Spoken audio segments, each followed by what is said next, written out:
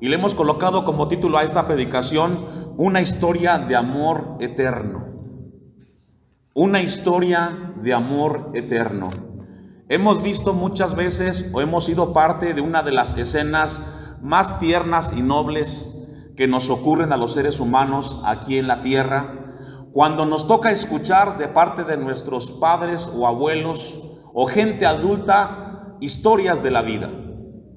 Y a veces los niños le preguntan a los padres cuando son pequeños: papá, ¿y cómo era la vida cuando tú eras niño? Y el niño tiernamente comienza a escuchar cómo el papá, la mamá narran acerca de cómo fue el tiempo de su niñez. Nos gusta escuchar historias. Nos gusta escuchar cómo fue nuestra vida o cómo fue la vida de nuestros ancestros antes de nosotros. En la actualidad estamos rodeados de redes sociales, las cuales constantemente promueven historias de vida en plataformas, en series, en películas. Y hay algo en particular que le sucede al ser humano. ¿Por qué nos llama tanto la atención escuchar las historias o ver historias de otras personas? Y la realidad es porque Dios colocó en nosotros parte de su creación, colocó en los seres humanos a que también nosotros contemos historias. Y el día de hoy vamos a hablar acerca de su vida. Porque la historia más importante para usted, ¿cuál es, hermanos? Es su vida. La historia más importante que podemos nosotros contar es nuestra vida. Y no solamente verlo desde un árbol genealógico, porque todos tenemos un árbol genealógico, sino ver nuestra historia desde la eternidad, como Dios planteó que nosotros estuviéramos en este lugar. Vamos a dejar un apartado ahí y vamos a ir al Salmo 139. Y vamos a ver como introducción algo muy importante de parte de Dios. Salmo 139, porque dice el versículo 13, el salmista aquí: porque tú formaste, ¿qué dice?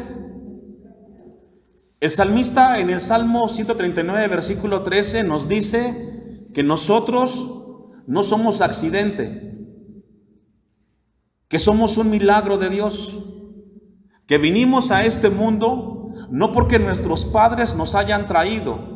Nuestros padres fueron instrumento del Dios eterno para que usted fuera parte de su creación en este mundo. Y quien formó nuestra vida en la eternidad fue Dios. A Dios le plació que todos los que estamos aquí en este lugar fuéramos parte de este mundo, de esta iglesia, de la familia donde usted pertenece.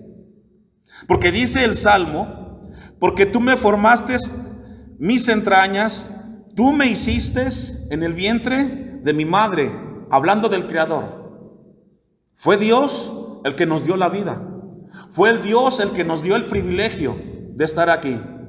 Y eso es un milagro, hermanos. No somos un accidente, también tenemos un propósito. Dice el versículo 14: te alabaré porque formidables, maravillosas son tus obras, estoy maravillado y mi alma lo sabe muy bien. No fue encubierto de mí cuerpo, bien que en oculto fui formado y entretejido en lo más profundo de la tierra. Mi embrión vieron tus ojos. Antes de ver a nuestros padres, ¿a quién vimos? A Dios.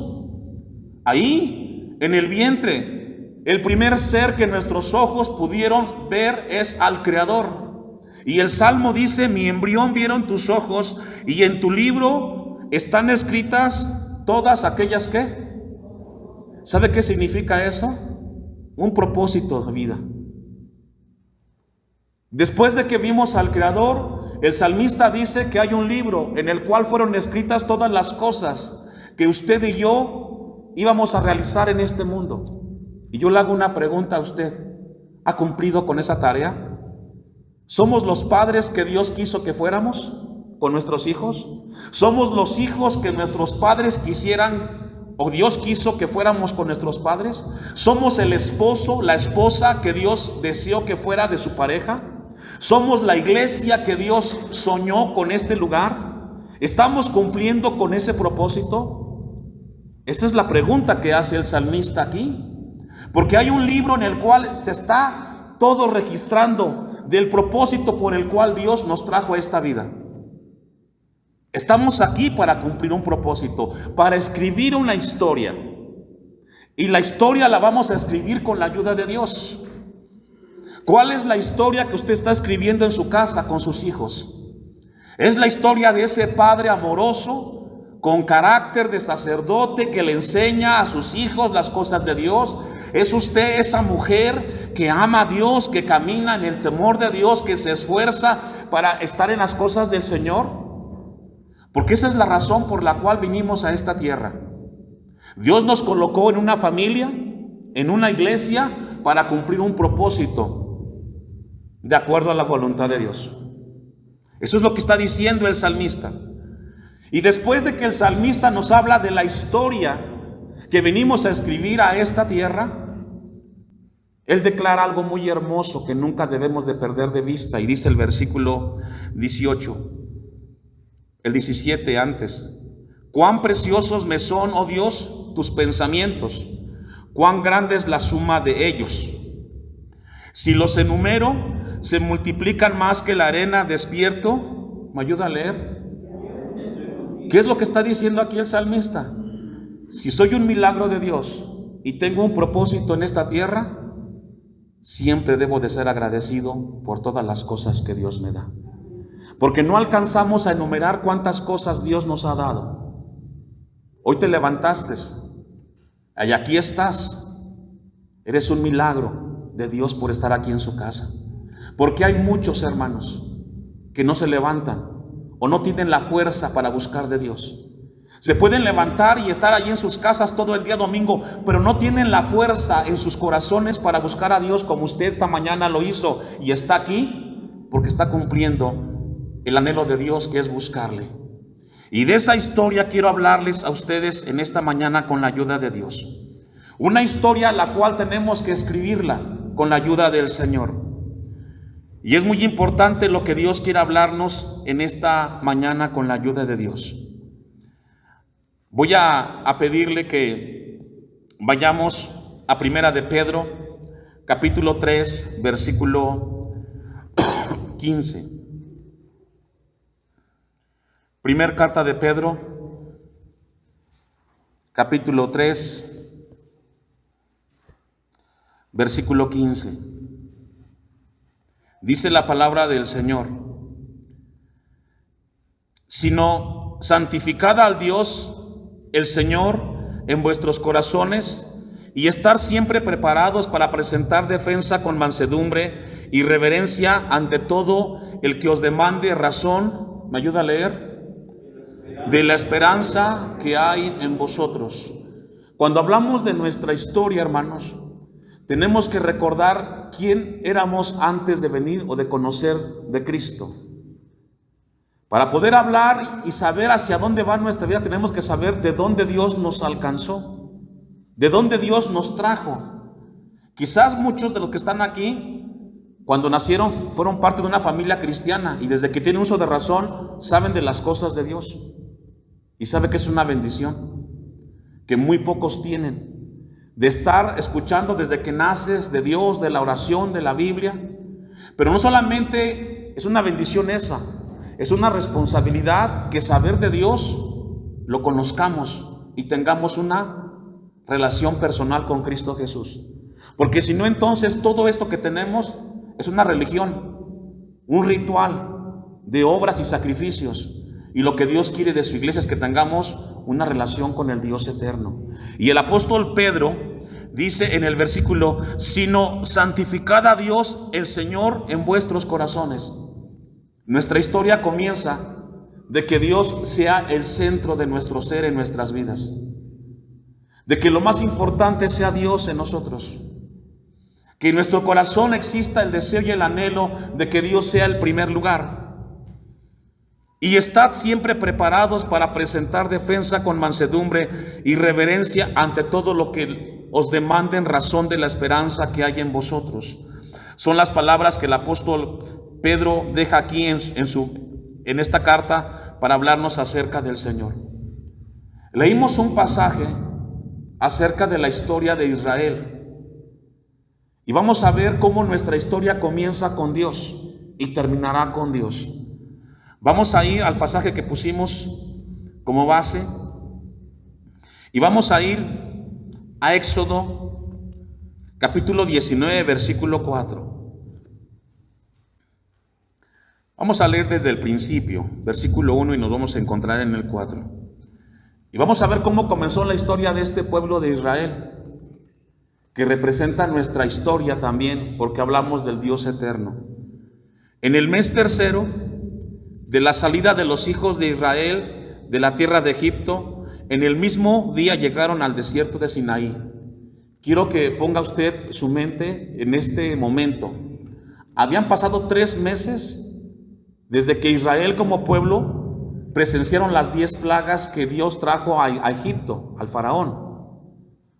Habían transcurrido 3 meses desde el momento que Israel cruzó el Mar Rojo, que se abrió y ese milagro sorprendente apareció en la vida del pueblo.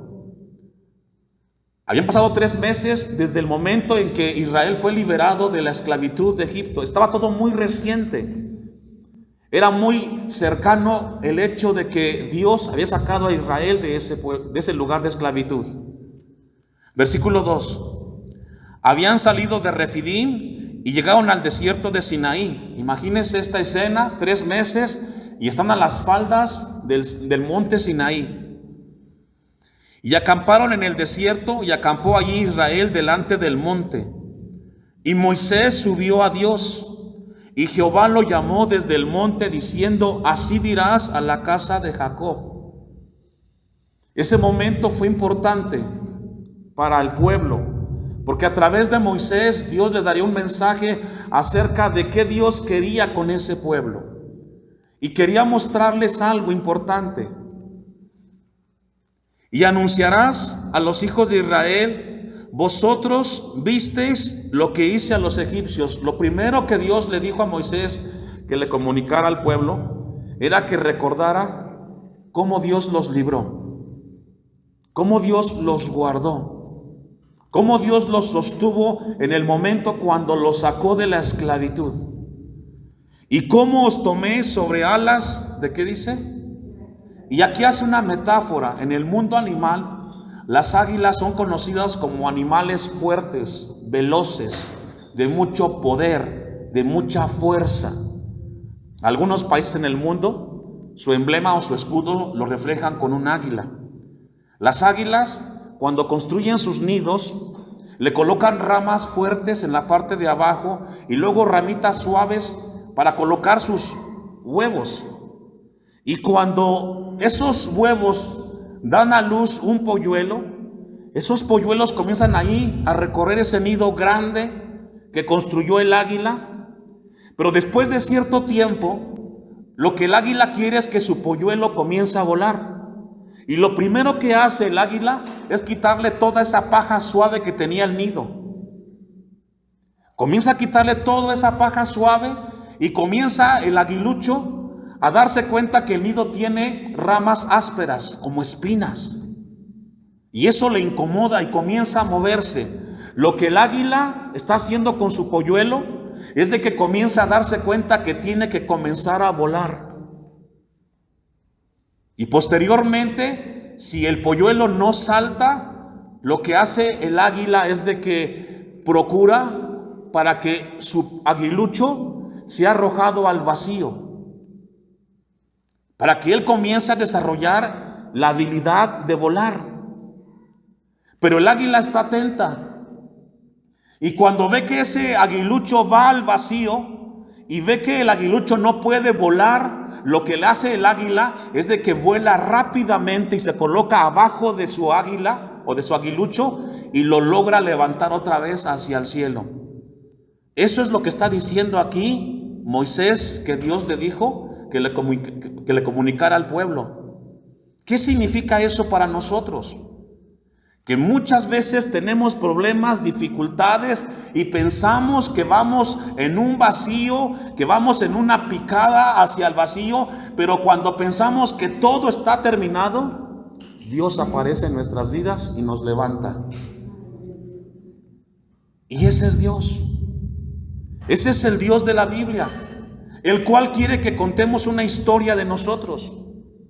Yo le hago una pregunta a los que estamos aquí. Usted cuando fue niño, en su niñez, imagínese esa escena. ¿Quién era cuando tenía 5 años usted? ¿En dónde estaba? ¿Quiénes eran sus padres? ¿En ese momento pensó usted que sería el hombre y la mujer que soy? No, éramos niños indefensos, jovencitas, niñas indefensas en el mundo, que quizás nadie daría nada por nosotros, pero el que nunca nos dejó fue Dios. Y hoy tenemos y hemos construido algunas cosas materialmente hablando, no porque seamos mejores, sino porque Dios nunca nos ha dejado. Y hemos llegado a formar familias. Y ahora nos toca a nosotros, con la ayuda de Dios, repetir la historia que nuestros padres quizás hicieron con nosotros. Usted ve a sus hijos en este momento pequeños, indefensos, ¿y qué piensa usted de sus hijos? ¿Qué va a hacer mañana de ellos? ¿Quién los va a ayudar? ¿Quién los va a cuidar? ¿Y sabe quién es? Dios. Dios. Por eso aquí el versículo 4 dice: vosotros visteis lo que hice a los egipcios. ¿Quién cuidó a Israel en Egipto? Dios. ¿Quién los sacó? Dios. ¿Y cómo os tomé sobre alas de águilas? Cuando estaban a punto de ser destruidos por los egipcios y tenían enfrente al Mar Rojo, ¿quién los cuidó? Dios. ¿Sabe que Dios siempre ha estado en nuestras vidas? Siempre Dios ha estado en nuestra historia. Nuestra vida no depende de quién nos rodea ni quién nos cuida. Depende de que Dios nos guíe y que Dios nos sostenga. Y dice el versículo 5: ahora, pues, si dieres oído a mi voz, es decir, si entiendes esta verdad que acabas de escuchar, pueblo de Dios, y guardares mi pacto, es decir, vives y obedeces lo que Dios te está mandando, vosotros, ustedes, todos, ¿qué seremos? Qué hermoso es eso, ¿verdad? Que Dios piensa de nosotros que somos un tesoro. Quizás para el mundo no valemos nada. Quizás para el mundo no representamos ningún valor. Quizás el mundo nunca dará nada por nosotros. Pero Dios dice que somos un especial tesoro. No me importa si el mundo no me quiere. Estoy tranquilo porque Dios me quiere. Porque Dios me ama. Porque para Él soy un especial tesoro. Y esta mañana Dios te trajo a este lugar, te trajo a la iglesia, para recordarte que tú eres un especial tesoro a los ojos del Eterno y el Creador Dios nuestro. Dice el versículo 5: seréis mi especial tesoro sobre todos los pueblos, porque mía es toda la tierra. Y aquí nos habla, hermanos, de lo que somos nosotros para Dios. Somos un especial tesoro donde Dios nos guarda, donde Dios nos cuida y donde Dios nos sostiene. Qué hermoso es poder nosotros ver en esta hora, con la ayuda de Dios, lo que representamos nosotros para el Creador. Ahora, si somos un especial tesoro para Dios y somos algo apreciado y con mucho valor para Dios, ¿qué es lo que Dios espera de mí? Y eso lo encontramos en el versículo 6. Y vosotros, especial tesoro, me seréis un reino ¿de qué? ¿Y sabe que eso es lo que Dios espera de nosotros? Que seamos hombres y mujeres, que seamos guías espirituales en nuestros hogares. Le hago una pregunta a usted: ¿qué está aprendiendo su hijo y su hija de Dios? ¿Qué le está enseñando usted de Dios a su hijo? ¿Qué guía es usted para su descendencia? ¿Usted está siendo esa mujer, ese hombre que le está enseñando a su hijo a cómo caminar con el Dios que le dice que usted es un especial tesoro?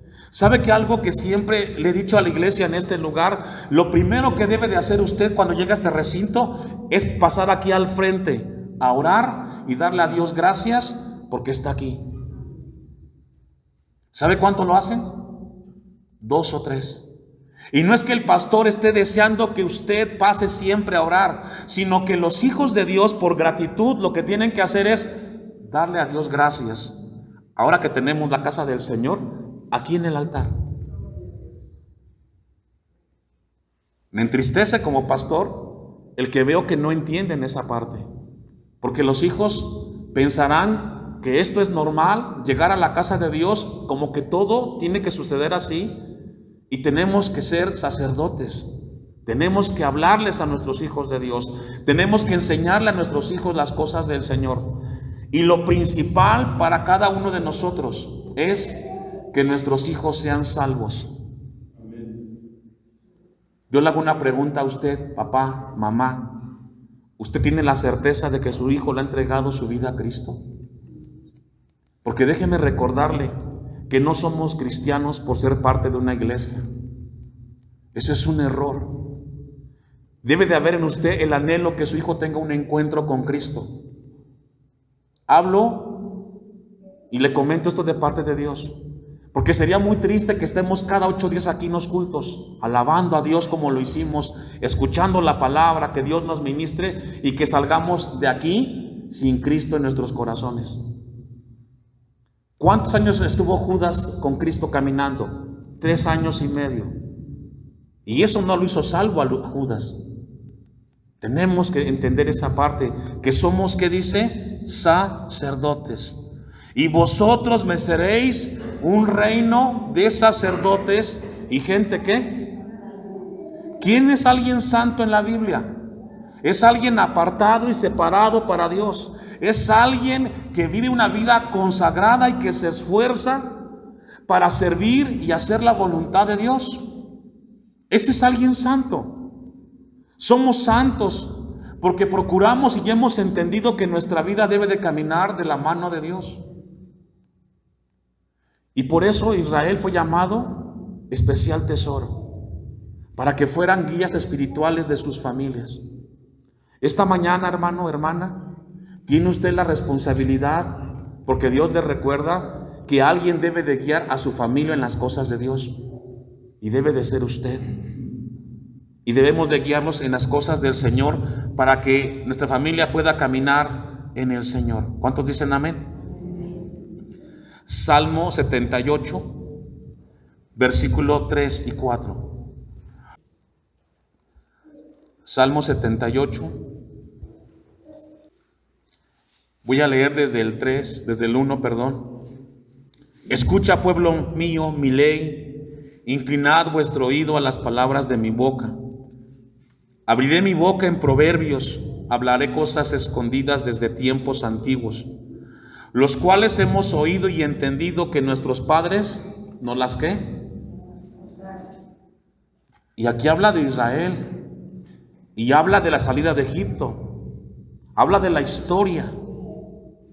Hermanos, aquí Israel está hablando acerca de cómo los padres le contaron a los hijos que fueron esclavizados en Egipto, cómo Dios los sacó con mano poderosa, cómo Dios los libertó con Moisés. Y dice el versículo 3, los cuales hemos oído y entendido que nuestros padres nos las contaron, no las encubriremos a sus hijos, contando, a la generación venidera las alabanzas de Jehová y su potencia y las maravillas, ¿que qué? ¿Y qué nos toca a nosotros? Contarle a nuestros hijos acerca de las maravillas que Dios hizo con nosotros. Contarle a nuestra descendencia acerca de las cosas que Dios viene haciendo con nosotros. Nos toca a nosotros. Pero ¿sabe qué? No solamente con palabras, con ejemplo. Yo siempre he dicho esto: no mande los hijos al templo, venga con ellos. Véngase con sus hijos a la casa de Dios.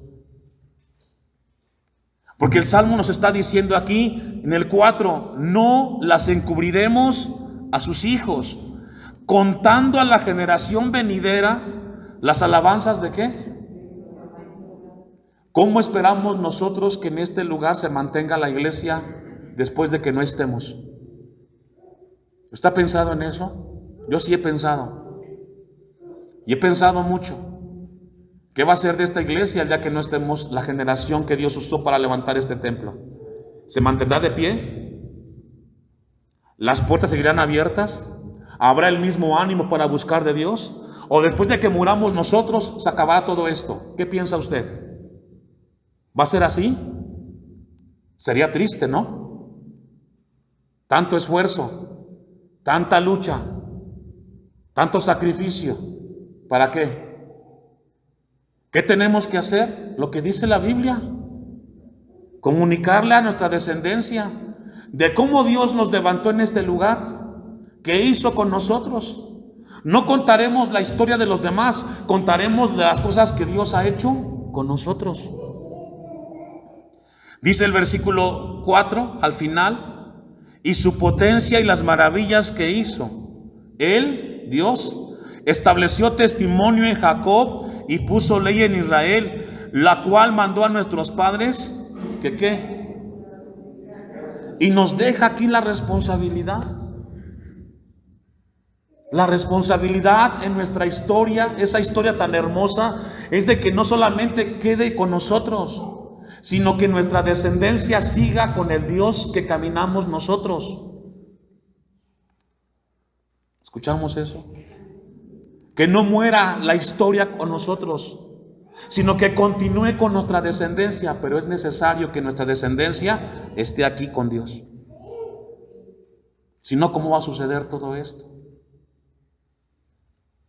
Dice el versículo 6: para que lo sepa la generación venidera y los hijos que nacerán. Y aquí habla de pasar la estafeta a una segunda generación.